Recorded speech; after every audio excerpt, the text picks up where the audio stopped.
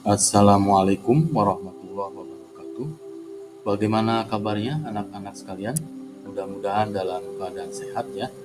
Hari ini kita lanjut membahas tentang biomagnifikasi, bioakumulasi dan mitigasi terhadap perubahan lingkungan sebagai lanjutan dari materi perubahan lingkungan.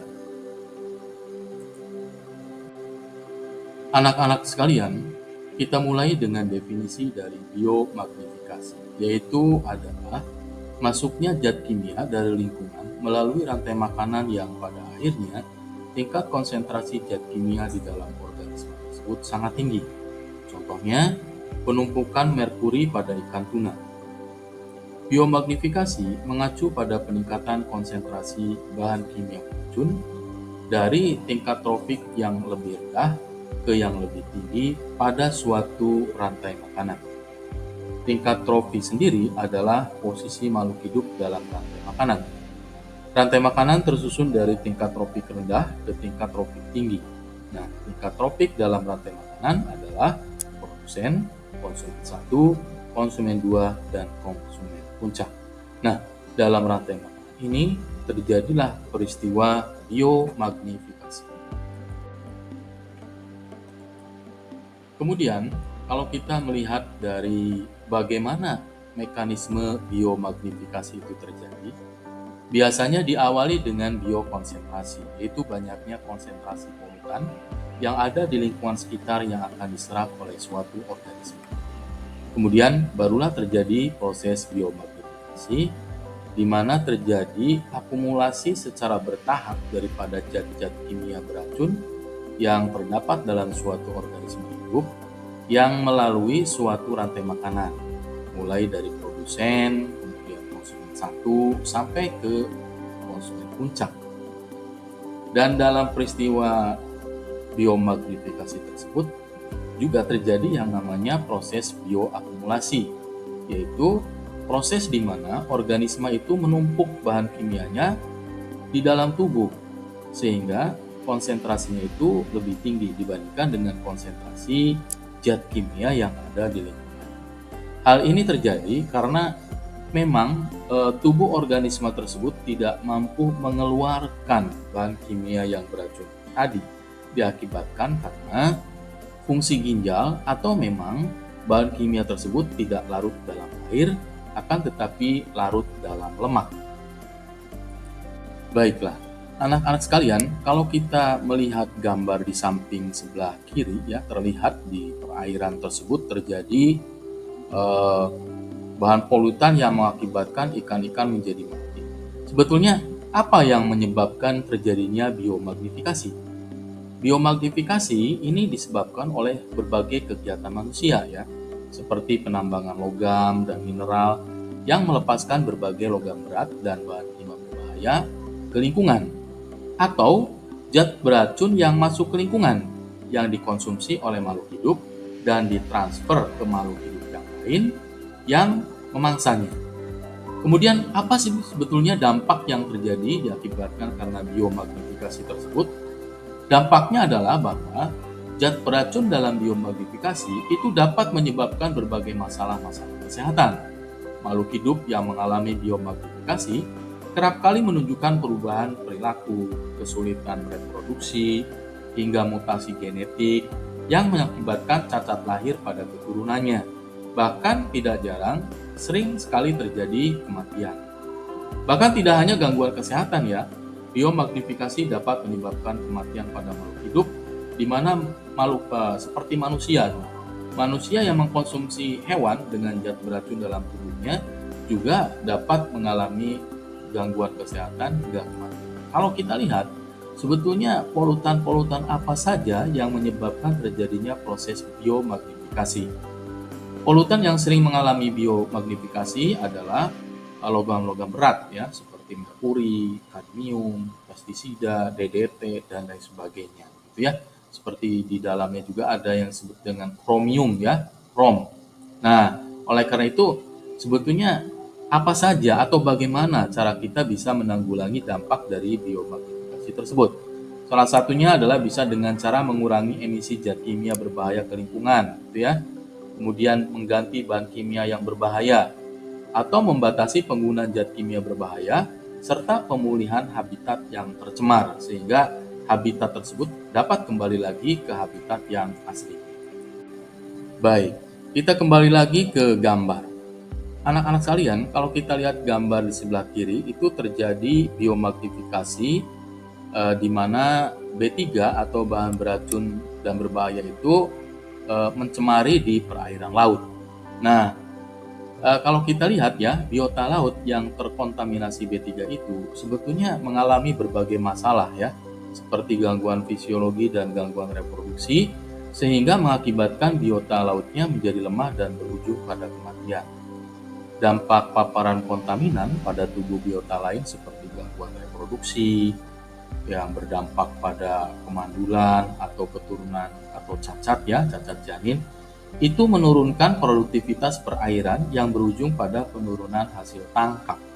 Sehingga antisipasi sosial dan ekonomi itu seharusnya sudah disiapkan ya secara baik. Di lain pihak, biota laut yang terkontaminasi bahan berbahaya dan beracun atau B3 tersebut bisa justru membahayakan manusia yang mengkonsumsinya. Karena apa? Karena konsentrasi B3 ini melebihi ambang batas yang dapat mengganggu kesehatan ya. Senyawa B3 seperti polycyclic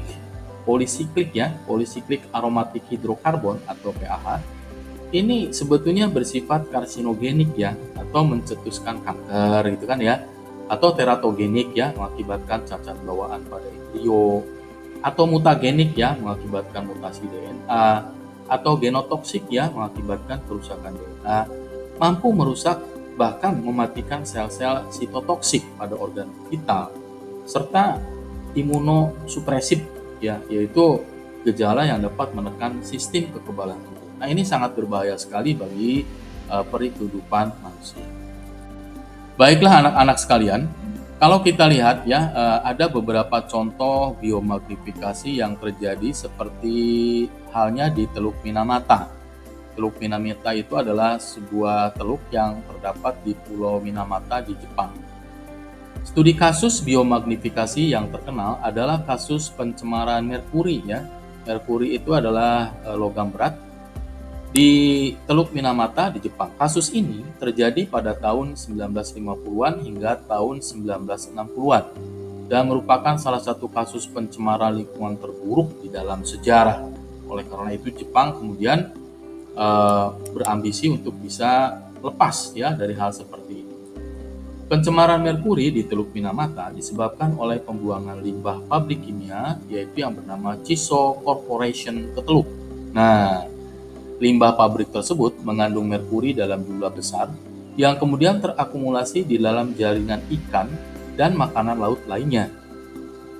Dan kemudian, manusia yang mengkonsumsi ikan dan makanan laut yang tercemar merkuri tersebut mengalami berbagai masalah kesehatan ya, terutama kerusakan sistem saraf ya, ada cacat lahir, ada juga keterbelakangan mental, ada juga cara berbicara yang ngawur dan berujung pada kematian.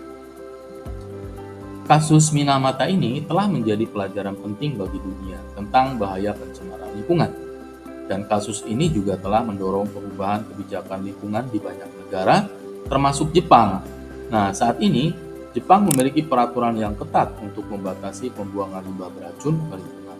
Nah, dari studi kasus ini kita melihat bahwa bagaimana Jepang ya sudah berusaha lepas dari bagaimana kasus-kasus biomagnifikasi itu terjadi di lautan dan sekarang Jepang sudah terbebas. Anak-anak sekalian, mari kita membahas kalau tadi tentang biomagnifikasi, kalau sekarang kita membahas tentang bioakumulasi. Bioakumulasi itu terjadi ketika suatu substansi diserap oleh tubuh organisme dengan laju yang lebih cepat daripada pengeluaran substansi tersebut lewat proses katabolisme dan ekskresi ya. Jadi nantinya kelihatan semakin panjang waktu paruh biologis suatu substansi, maka semakin besar resiko keracunan yang dihadapi ya. Bahkan jika konsentrasi racun tersebut tidak terlalu tinggi. Nah, ini sangat berbahaya bagi suatu organisme. Baik. Mari kita bedakan antara bioakumulasi tersebut dengan biomagnifikasi ya. Bioakumulasi itu mengacu pada peningkatan konsentrasi polutan di suatu organisme, sedangkan biomagnifikasi mengacu pada peningkatan konsentrasi polutan ketika mereka bergerak dari satu tingkat tropik ke tingkat tropik yang berikutnya, sehingga kita simpulkan bahwa bioakumulasi tersebut dibatasi oleh suatu organisme, sedangkan biomagnifikasi terjadi di seluruh rantai makanan. Kalian paham? Paham ya? Ini adalah bedanya antara bioakumulasi dengan biomagnifikasi. Bioakumulasi terjadi dikarenakan ginjal yang bertanggung jawab untuk menghilangkan sebagian besar zat yang tidak diinginkan dari tubuh. Nah, hal ini terjadi ketika si yang namanya bahan-bahan polutan tersebut harusnya ya dihilangkan ya, dihilangkan bahan kimia tersebut karena bahan kimia tersebut bersatu dengan urin. Artinya mereka harus larut di dalam air. Begitu ya, kalau bioakumulasi tersebut itu. Sedangkan zat bioakumulasi itu larutnya dalam lemak. Nah, inilah yang menyebabkan mereka menjadi tetap ada di dalam tubuh organisme. Itu penyebabnya. Baik, anak-anakku sekalian, mari kita lihat ya bagaimana contoh kasus bioakumulasi kromium yang terjadi pada ikan nila. Bioakumulasi kromium pada ikan nila itu adalah proses di mana terjadinya penumpukan kromium dalam tubuh ikan nila ya, terutama di dalam jaringan otot dan daging akibat paparan limbah yang mengandung kromium. Nah, paparan ini bisa melalui insang, bisa juga dari insang masuk ke kulit atau melalui suatu rantai makanan. Bioakumulasi kromium pada ikan nila dapat menyebabkan peningkatan kadar kromium dalam tubuh ikan ya. Kemudian juga dapat melebihi batas yang diizinkan oleh standar baku mutu. Limbah industri ya, seperti limbah penyamakan kulit dan limbah dari pabrik pengolahan logam sering mengandung kromium. Paparan limbah penyamakan kulit yang mengandung kromium dapat menyebabkan logam berat ini bisa masuk ke dalam tubuh ikan. Nah, paparan kronis terhadap kromium dapat menyebabkan kerusakan organ ya, seperti pada ginjal, pada paru-paru, jantung, dan sistem peredaran darah. Oleh karena itu, selain merusak, kromium juga dapat bersifat karsinogenik ya, artinya dapat memicu pertumbuhan sel-sel kanker. Ini sangat membahayakan sekali bagi kehidupan manusia. Nah, baiklah, kalau tadi kita membicarakan tentang biomagnifikasi dan bioakumulasi ya. Nah, sekarang kita melihat atau memahami sebetulnya bagaimana kita sebagai manusia itu melakukan penanggulangan terhadap bahaya-bahaya tersebut. Itu yang kemudian dikenal dengan istilah mitigasi ya. Mitigasi pada perubahan lingkungan adalah upaya ya untuk mengurangi resiko dan dampak negatif dari perubahan iklim seperti peningkatan suhu, perubahan pola cuaca, dan kenaikan permukaan air laut.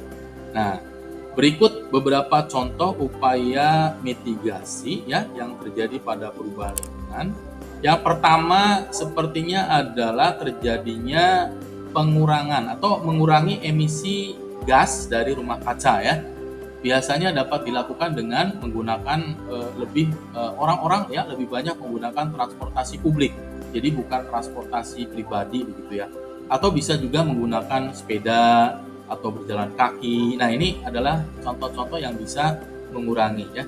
Kemudian selain itu juga dapat melakukan penghematan, menghemat penggunaan energi di rumah. Salah satu contohnya adalah menggunakan lampu-lampu yang hemat energi gitu ya.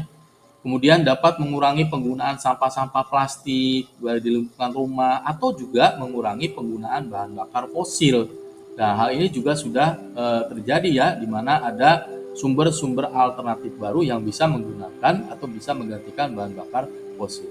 Yang kedua adalah mitigasi perubahan lingkungan itu terjadi dalam melindungi lingkungan.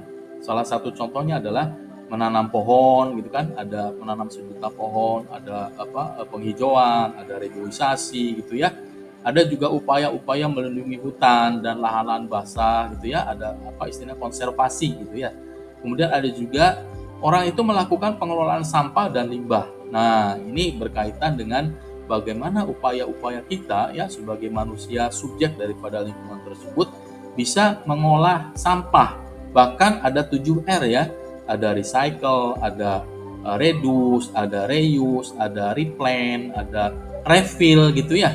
Ada juga yang namanya repair gitu dan lain sebagainya. Kemudian yang terakhir adalah sampah-sampah atau limbah-limbah tersebut bisa didaur ulang sehingga dapat bermanfaat bagi lingkungan manusia. Jadi itu cara-cara kita sebagai manusia atau kalian juga sebagai pelajar dalam mengurangi pencemaran lingkungan. Baik, anak-anakku sekalian, cara mitigasi perubahan lingkungan yang lainnya adalah mengelola bencana alam ya. Mengelola bencana alam bisa dilakukan dengan cara membangun infrastruktur ya, seperti bangunan-bangunan yang tahan gempa gitu kan ya. Kemudian membuat peta wilayah rawan bencana. Nah, kemudian melakukan penghijauan dan penanaman pohon serta sosialisasi bagaimana caranya meningkatkan kesadaran masyarakat. Yang selanjutnya adalah mitigasi perubahan lingkungan, yaitu dengan adaptasi pada perubahan lingkungan ya. Bisa dilakukan dengan cara meningkatkan ketahanan pangan gitu kan ya. Kemudian mengelola sumber daya air. Tadi juga sama ya, membangun infrastruktur, melakukan penyesuaian dalam bidang kesehatan dan sosial. Begitu saja, demikian ya anak-anak sekalian, pembahasan mengenai biomagnifikasi, bioakumulasi dan mitigasi terhadap perubahan lingkungan. Bapak berharap kalian semakin paham mengenai materi ini ya. Tetap semangat dalam belajar. Nah, itu ya. Assalamualaikum warahmatullahi wabarakatuh.